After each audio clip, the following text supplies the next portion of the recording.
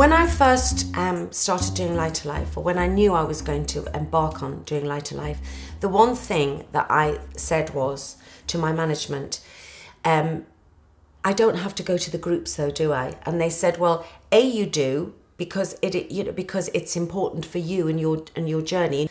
And I was thinking, oh God, group counselling, I really don't want to do it. Anyway, it is A, fundamental to the journey, the word that we all hate, but sometimes there's no other word for it. It's fundamental to this LighterLife journey.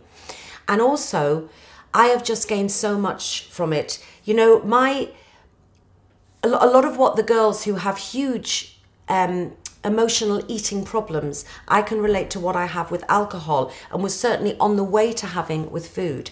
Also, as I see myself as a little bit of an amateur psychologist, I quite enjoy being able to give my, I wouldn't profess to be anything like a psychologist, but, we share everything.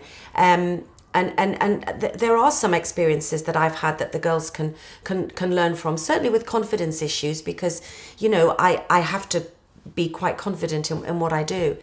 I've learned several things from being on LighterLife. One is that I have willpower more than I thought.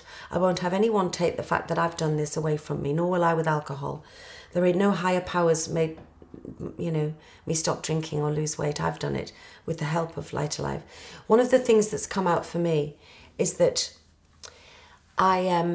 we talk about the child states and the adult states, and I was putting myself in the child state a lot with food that I used to do with booze, which is, I've had a really horrible day, and well, I don't care, Lincoln loves me for who I am anyway, so I'm just going to go and have that pizza.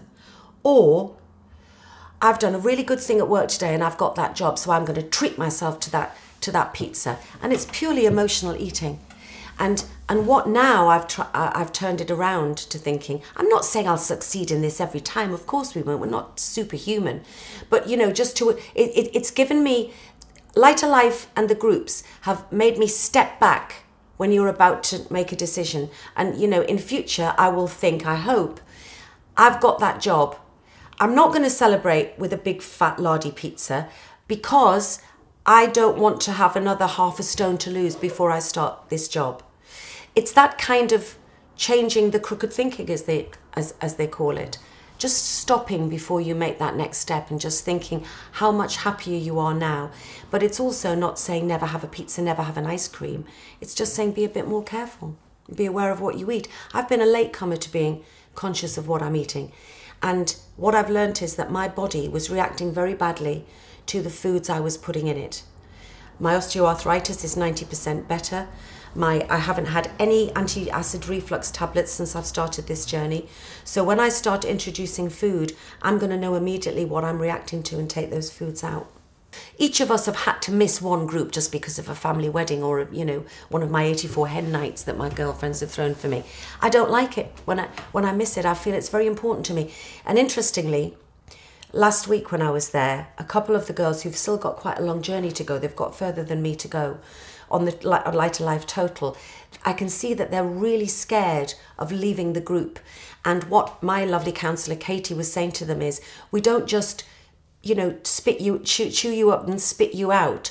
You may not want to proceed on this forever in the way you are now, but we are always available to you to drop in, be weighed, have a cup of tea, buy a few packs, because I know that with myself, when I've completely, done the management, and I will always, I think, be at least on the 5-2, on a sort of LighterLife light program, partly because I've acquired such a taste for the porridge.